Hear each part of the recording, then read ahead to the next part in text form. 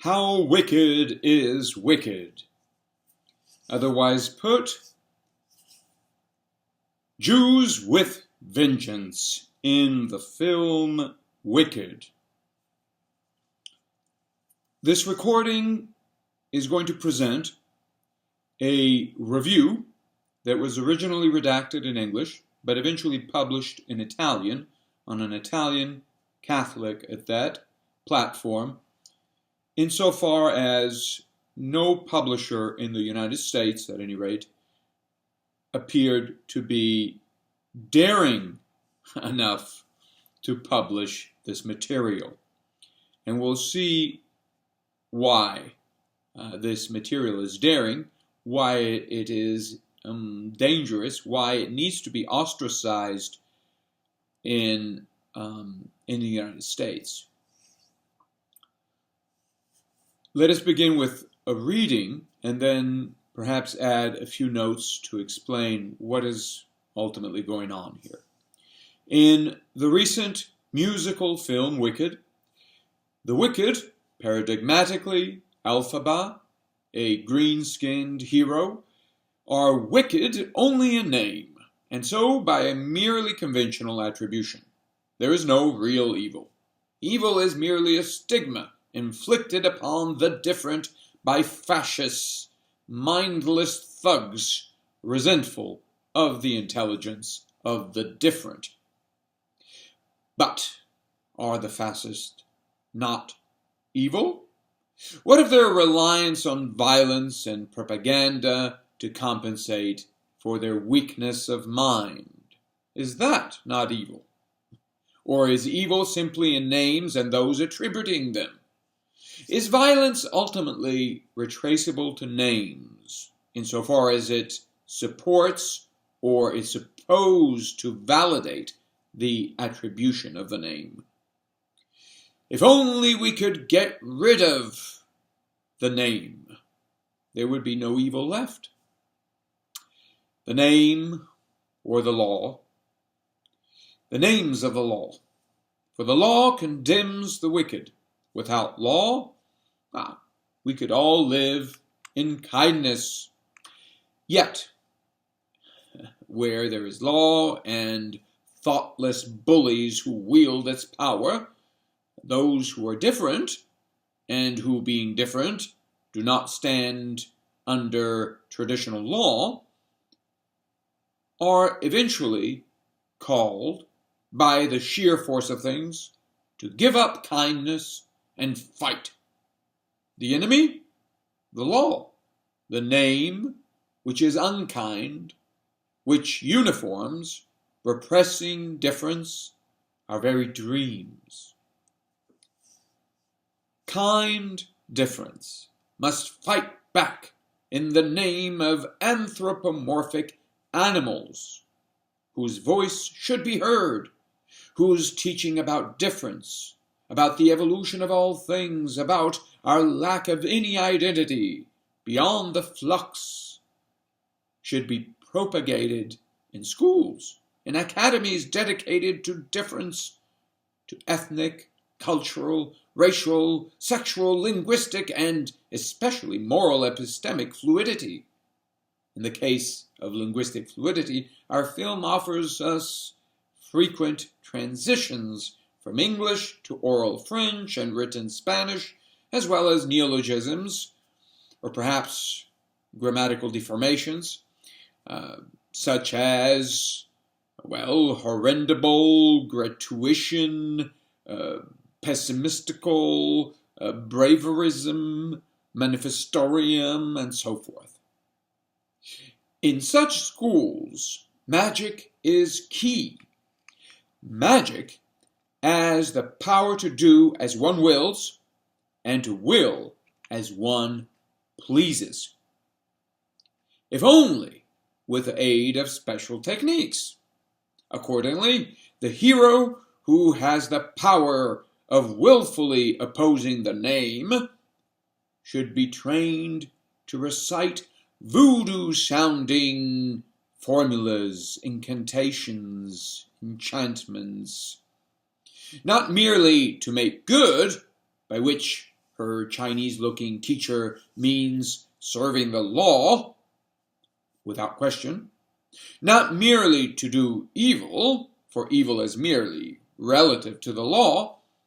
The goal of the magic, of the empowering, value-free techniques schools should teach us, is to transcend both good and evil.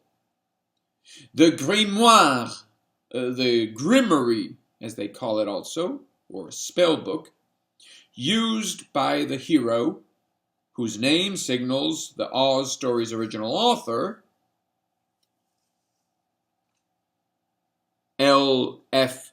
Baum, whence Elphaba, is a book about living beyond good and evil, where names are merely signs of a self-grounding will. Perhaps names are redeemable then. Perhaps Elphaba's ultimate task is to redeem names as pure expressions of a will to power, no longer bound to or repressed by any traditional legal demand. Old moral discourse, represented by the fascistic Wizard of Oz, who represents, as they say, something bad that is happening in Oz, is to be exposed as an imposture. The green hero confronts the impotent wizard with a stern sentence, "You have no power." And he is to be replaced by a trans-moral discourse. This can be achieved by a strategic alliance of the hero's will to power and a special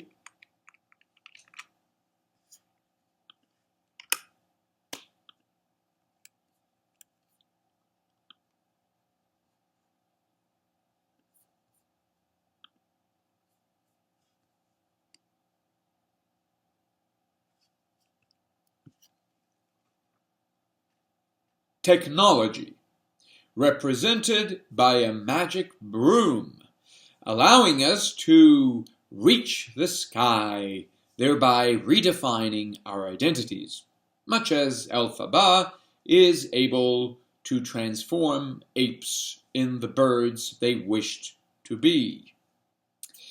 Not all ideology is to be shunned, evidently.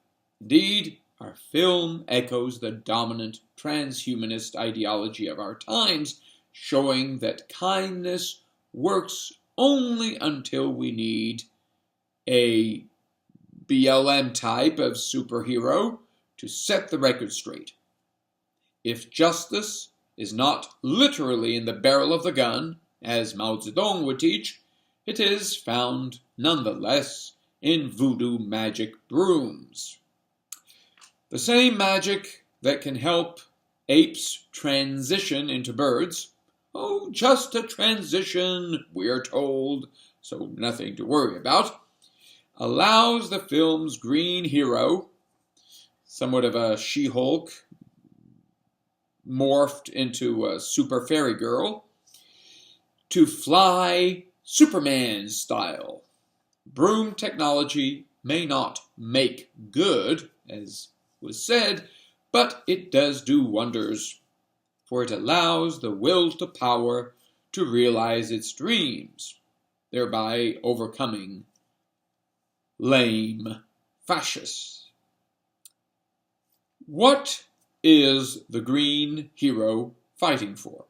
Ostensibly, the right of anthropomorphic animals unambiguously reminiscent of Jews, blamed for everything, we're told. Banned from public discourse by World War II-style belligerent fascists who rely on military force and technology to pull their tricks off, by the wizard's own admission, and demonize someone, anyone, but especially the different, the scapegoat here, to bring folks together through or in fear. Hence the wizard's admission. Back where I come from, everybody knows that the best way to bring folks together is to give them a real good enemy. Our green hero is ultimately fighting for diversity, thus against homophobia, racism, general fear of diversity, including motion-impaired people. Right. The time for kindness is over. The Jew has transitioned into a new symbol of linguistic, racial, and gender diversity or fluidity. Plenty of all of that throughout the film. To save the Jew is to fight for a world in transition. The sky is our limit. Now, why would an ordinary fairy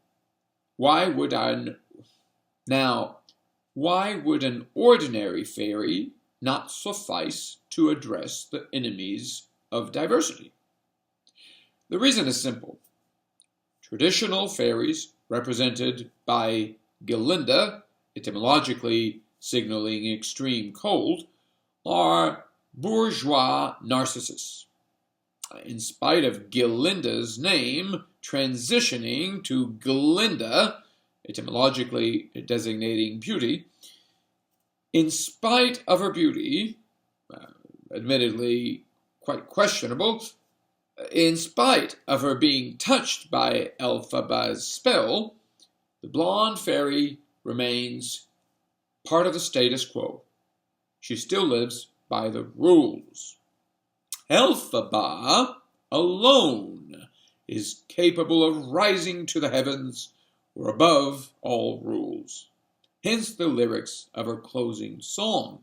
I'm through playing by the rules of someone else's game.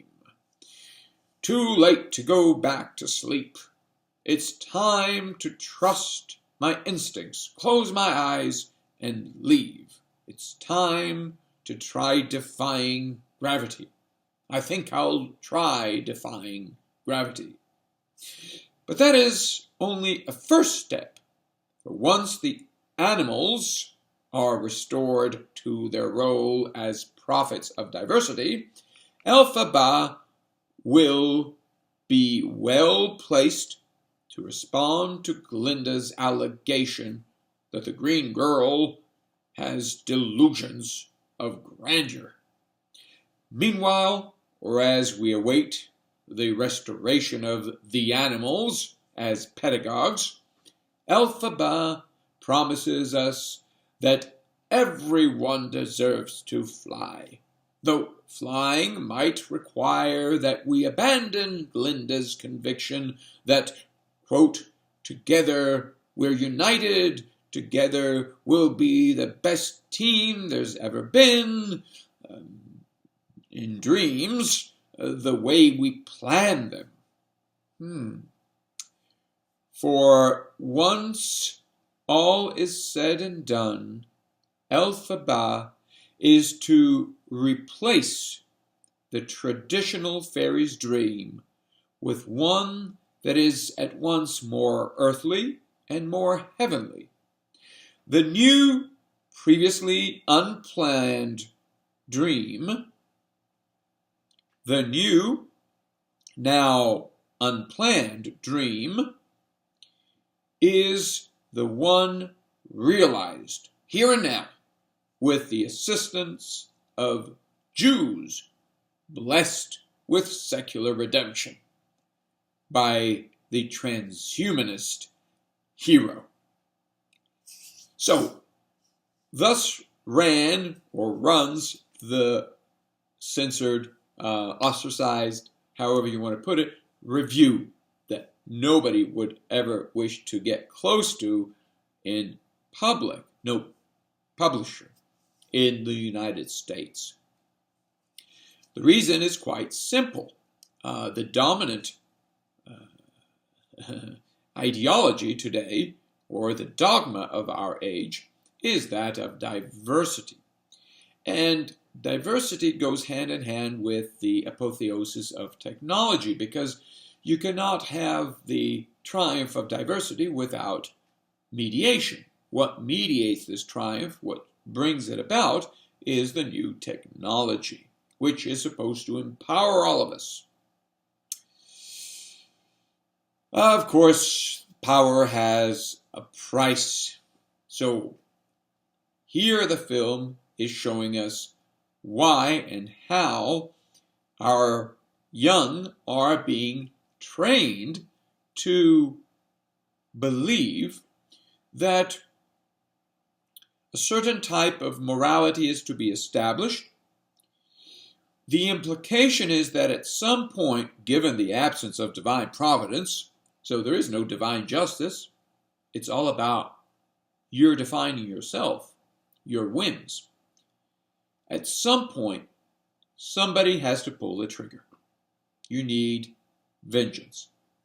And so you need Jews to represent the diverse and the right of the diverse to wage war against all those who are opposing this teaching, the new teaching of diversity. In other words, of self-empowerment, right, as the ultimate point of life. Power. So, well, is this not liberation?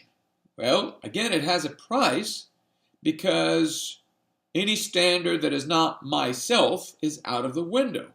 What is more, myself, I, moi, to speak with the film, because there's plenty of little gratuitous, apparently gratuitous French thrown out there.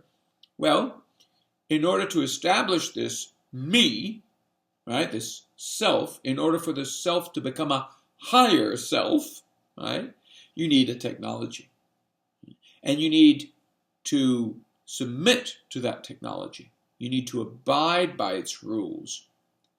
Now, at some point, your game of diversity will call you, or call those who have the will to power, right, will call you to take action.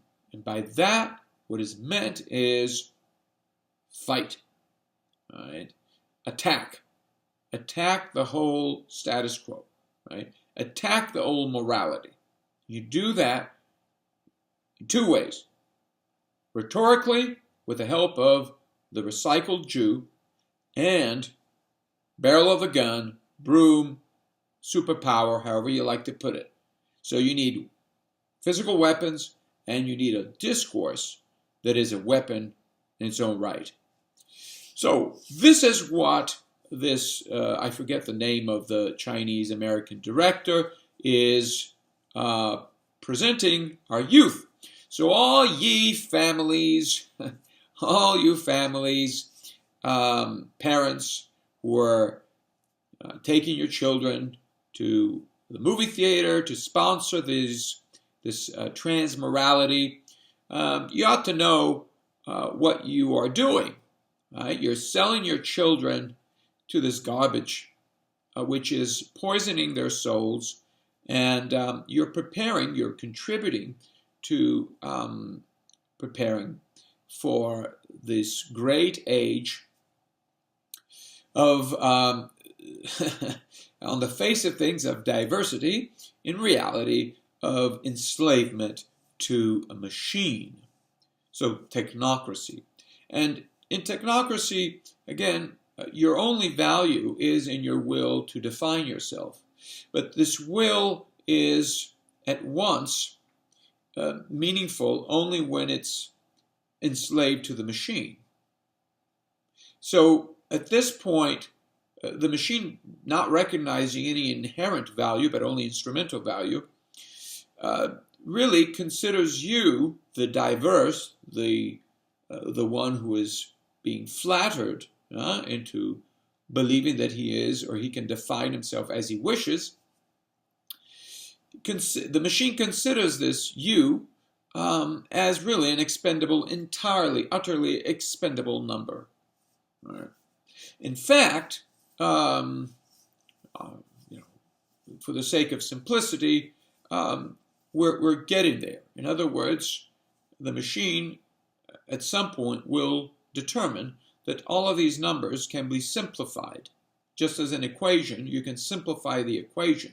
And so you can get rid of the numbers and reduce them to one, which is a machine, which is a time bomb, a ticking bomb, and this is what is happening. Now, you take your children to have a jolly good time and watch all of these gender fluid, language fluid people.